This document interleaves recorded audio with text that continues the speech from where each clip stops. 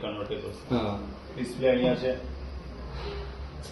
આ જે છે તમારું સૌથી ટેમ્પરેચર અહીંયા આવશે વધુ થોડું ઓછું લાસ્ટમાં શાકભાજીનું બોક્સ છે સબ્જી મૂકવા માટે. પાણીની બોટલ અહીંયા મૂકવાની છે. વેટ ઓછો મૂકવાનો છે. આપણે ડિસ્પ્લે સમજાવી દો કે આ લોક છે. લોક પહેલાં ખોલવાનું છે. લોક તમે આ રીતે અંગૂઠો મૂકશો એટલે ખુલી જશે. ખોલી ગયું. ઓકે. પછી ડિસ્પ્લે ચેન્જ થશે. અંદર જે બી ચેન્જીસ કરવું પડે. અહીંયા ઓટો સેટ છે. અત્યારે ઓટો સેટ એટલે 5 અને -18 ટેમ્પરેચર પર. 5 ઉપરનું હોય -18 અને આવી જે 3 જેવું હશે આ પ્લસ ટેમ્પરેચર. બરાબર. એટલે આખું રેફ્રિજરેટર હોય ને આ ફ્રીઝર છે. હવે તમે અહીંયાથી એઆઈ હટાવશો. એઆઈ હટી ગયું. બરાબર. Auto mode. હવે તમે અહીંયાથી અત્યારે હાલમાં અહીંયા લખ્યું છે ફ્રીઝ. આ ફ્રીજનું ટેમ્પરેચર છે 5+ છે. તમારે એમાં વધઘટ કરવી હોય માનો કે 4 છે એટલે કુલિંગ વધ્યું. ટેમ્પરેચર ઓછું થાય એટલે કુલિંગ વધે. આપણે 1 સુધી કરી શકીએ છીએ આ બોક્સમાં. આ બંનેમાં આખું બોક્સ એક જ છે. અને ઓછામાં ઓછું કુલિંગ એટલે 9. બરાબર. આપણું નોર્મલી છે આ 5 છે. 4-5 છે નોર્મલ છે. Normal mode. ત્યાંથી પછી જોન વાળું બટન પ્રેસ કરશો એટલે મેજિક આવશે. મેજિક વાળામાં આવી ગયા આપણે. મેજિકમાં હાલ 3 ટેમ્પરેચર છે. 3+ છે એટલે તમે એને ફ્રીજ તરીકે ઉપયોગ કરી શકો છો.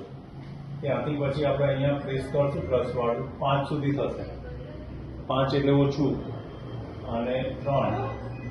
બરાબર. પછી જો 0 છે હવે માઇનસમાં આવશે એટલે આ કન્વર્ટ થઈ ગયું તમારું. માઇનસમાં તમે લઈ જશો તો તમારું -20 સુધી પહોંચશે. આ બોક્સમાં -20. તમારે જ્યારે ફ્રીજનો ઉપયોગ કરવો હોય ત્યારે પ્લસમાં રાખો. ફ્રીઝર તરીકે યુઝ કરવો હોય તો માઇનસ કરી દો. અત્યારે હું 3માં મૂકી દઉં છું. ફ્રીજ તરીકે યુઝ થાય. અત્યારે હું 3માં મૂકી દઉં છું. ઝોન વાળું ફરી પ્રેસ કરશો એટલે ફ્રીઝર આવી ગયું. ફ્રીઝર એટલે આ પરમાનન્ટ ફ્રીઝર છે. ફ્રીઝરની અંદર છે -18 છે. -18 નોર્મલ છે. આ ટેમ્પરેચર તમને વધારે પડતું હોય કુલિંગ તો તમે અહીંયાથી ઓછું કરી શકો છો. -14 એટલે ઓછામાં ઓછું છે. 14 થી ઓછું નથી. અને અહીંયા -24 આવશે વધુમાં વધુ. ઓકે. એટલે તમે 14 થી 24 સુધી કરી શકો છો. 18 છે આપણું મીડિયમ છે. ઓકે.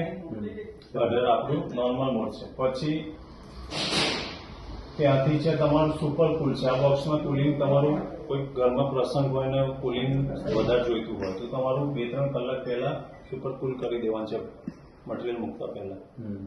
એ જ રીતે સેમ વસ્તુ છે સુપર ફ્રીઝ. ફ્રીઝરની અંદર માનો કે આઈસ્ક્રીમ કે કોઈ વસ્તુ લાયા ઓવરપેક છે તમે લાવતા પહેલા 2 થી 3 કલાક પહેલા સુપર ફ્રીઝ કરી દો. તમને એકદમ શુદ્ધ થઈ જશે. બરાબર. પછી તમે કોઈ પ્રોડક્ટ મૂકશો તો એ તમારી ખરાબ થશે નહીં. મતલબ કે આઈસ્ક્રીમ છે બરાબર. હા. અને આ ઓટો છે. સમજો કે મેં આ 22 કર્યું અને હું ઓટો કરી દઈશ ને તો 18 થઈ જશે. તમે ભૂલી ગયા તો ટેમ્પરેચર કેટલા પડશે ઓટો કરી દો. લોક છે એ થોડી વારમાં ઓટોમેટિકલી લોક થઈ જશે 1 મિનિટમાં. લોક હટાવશો પછી ચેન્જીસ થશે. લોક અને ઓટો. લોકમાં ફ્રીઝર ખુલશે બધું. લોકમાં ઓનલી ડિસ્પ્લે નું લોક છે. फ्रिज का लॉक नहीं. ફ્રીઝર નું લોક નથી. એ તો પેલું પંચાવી દો. ઓકે. ઠીક છે. હા. બોડી ગરમ થશે. સાઈડો અહીંયા લખેલું છે. આ વાંચી લેજો. એક બીજું પેપર છે.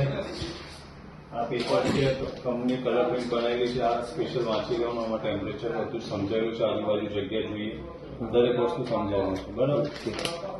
ઓકે. હા.